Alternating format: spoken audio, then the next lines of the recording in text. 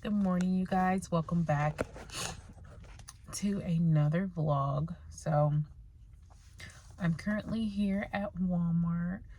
I'm about to do my weekly grocery shopping, but I wanted to come to you guys really quick, just to, not really an update, but I guess it is an update because I haven't posted in a while. But my allergies are acting crazy today, so I'm gonna try to get through this video. The glare on my glasses is real. So I currently have a foster who I am about to disrupt, and she's not bad. She's a 4-year-old girl. She's not bad. I'm disrupting solely on the purpose of getting her more services. Now, I am a pre-adoptive home, which means I'm a pre-adoptive foster home. So that means I can, if a kid is going to go up for adoption, they can still stay in my home. I can also adopt them as well. And it looks like that's where this case is going. So, as everyone who knows me knows that I didn't get into fostering to adopt children. If we ever get called, if God ever says, hey, this is the one that you're going to adopt, we will. We have felt that way about previous fosters.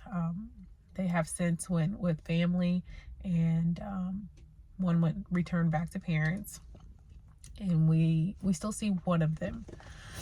So they were not, well, one of them were eligible for adoption, but we didn't feel like it was right because they had a family member that could take them.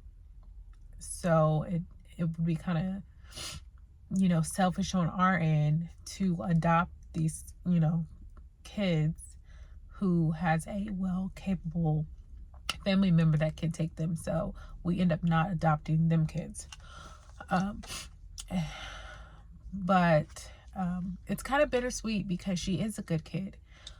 She just has a lot of trauma, and her trauma requires a lot of services. And our lifestyle, I should say, because me and my husband, our lifestyle is way too busy to be able to cater to her needs, if that makes sense. She needs therapy. She needs lots of therapy. And I just don't have the schedule to take her to these therapies. And mind you, she's from a different county, so I also have to drive her to visits, which that's no problem. But the visits, then on top of that, therapy, finding the schedule for that, also trying to fit everything in to where I can still cater to my kids' needs as well. And I already know that the hours are just not going to work out, and also having to work from home. So it's a lot on one person because my husband works outside of the home and I work in the home, and my schedule is always jam-packed, on top of the other things I have to do as far as fostering, like our trainings and stuff like that. And yeah, I just know that she needs to go to a home that can, cater to those needs that she does need. And it's so hard because you have this moment like, so I let them know 2 days ago, I think it was a Wednesday. So we'll have her for the next 2 weeks. And during those 2 weeks, you have this like overwhelming feeling of like, am I doing the right thing? And it's just like, it's what's best, but you also second guess yourself because like she's a good kid. So we're sending a good kid. I wouldn't say like intentionally putting her through trauma, but it is hard. She has a lot of trauma to where she, doesn't know stranger danger. So I don't think she would have an issue moving home. That's not going to bother her. But most kids, it does. Like, you're uprooting them. We've had her for a month. So you're uprooting them and moving them to another home that they have to get used to the rules there too. But she's a good kid. Like, she's a normal 4-year-old who's just been through a lot and needs a lot of services that I can't give her. And you go back and forth during this 2-week period, like, we should keep her. Our schedule, yes, it's going to be jam-packed. Yes, we're going to have to sacrifice. Yes, we're going to have to give up some stuff. They're going to have to miss some games, some practices. So we should just keep her. And then you go on the other end. Why should our kids have to sacrifice what they want to do because we decided to foster? And then it's just like, okay, well, we got to do what's best for her. And so it's just kind of back and forth. And then, like this morning, I drop her off at daycare and she gives me a hug and then she kisses me on the hand. Well, she's always given me hugs, but she's never kissed me on the hand to leave daycare, nor has she. Normally when we drop off at daycare, she just runs in and, she'll say bye as she's walking away. But this time, it's almost like kids feel the shift. I don't know, but I think during this 2-week period, I'm like over analyzing things, but she is not aware that, she will be leaving our home, as we will not tell her, probably until the day of, just because of her age. But yeah, so when I dropped off at daycare this morning, she hugs me and, I pick her up to put her out, get her down out the car, and then she kisses me on my hand, and then we walk into the daycare. And then normally she just runs and goes start playing. But I closed the door and she just stood there and waved by. And it was something that she hadn't done, the whole month we had her. She's only been in daycare for about two weeks of the month that we had her, maybe a week. So I think this is week 2, but she's never done that.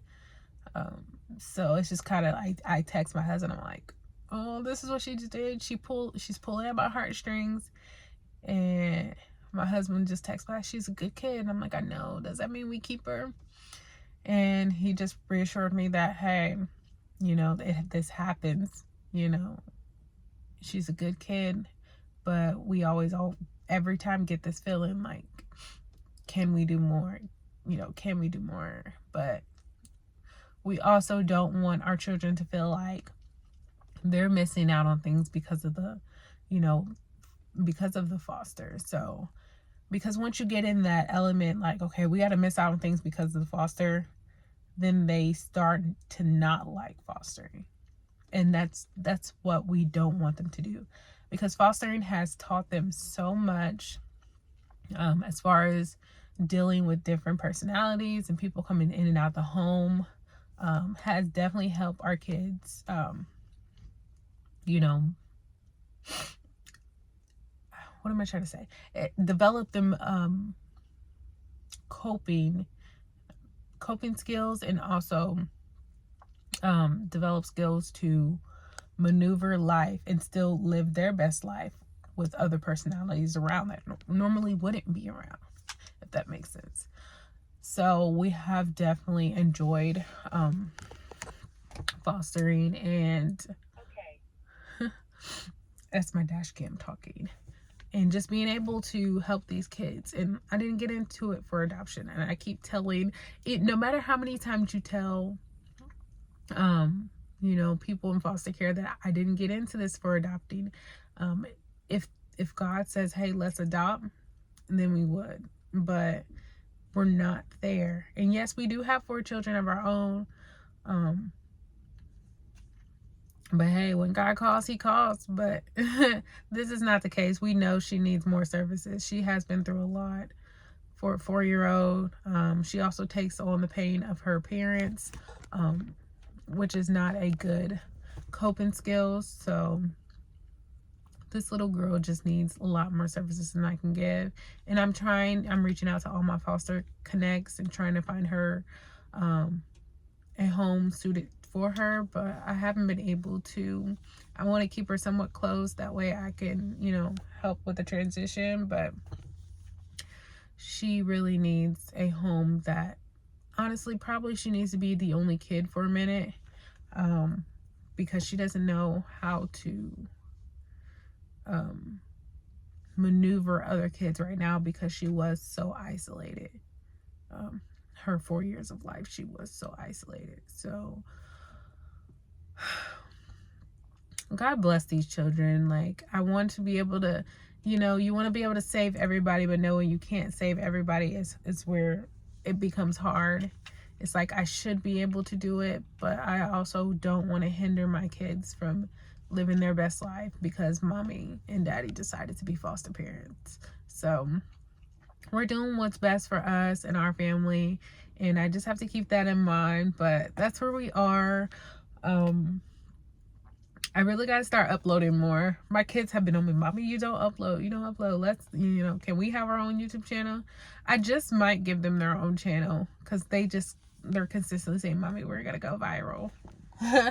But I'm gonna get off here so I can grocery shop. Happy Good Friday to everyone, and I will see you guys in the next vlog.